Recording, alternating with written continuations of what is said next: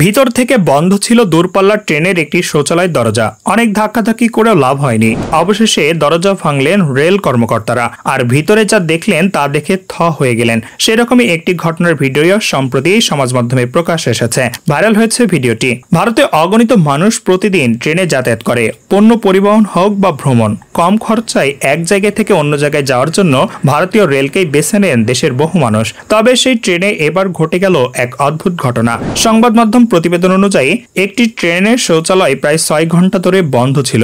বিষয়টি দেখে সংলগ্ন কামরার যাত্রীরা টিকিট পরীক্ষককে বিষয়টি জানান। টিকিট পরীক্ষক এবং রেলের অন্য কয়েকজন কর্মী এসে সেই শৌচালয়ের দরজা ধাক্কাধাক্কি শুরু করেন। তবুও দরজা খোলে না। কোনো সাড়া শব্দ না মেলায় উদ্বেগ ছাড়াই যাত্রী সুরক্ষার কথা ভেবে এরপর জোর করে দরজা ভাঙার চেষ্টা করেন রেল কর্মীরা। প্রায় 6 ঘন্টা ধরে শৌচালয়ের দরজা খুলতে সক্ষম হন তারা, কিন্তু দরজা খুলতেই অবাক হয়ে যান। শৌচালয়ের দরজা খুলতেই হোঁচট খেয়ে বেরিয়ে আসে এক যুবক। মদ্যপ অবস্থায় ছিলেন তিনি। তাকে দেখা মাত্রই রেলকর্মী এবং যাত্রীরা অবাক হয়ে যান।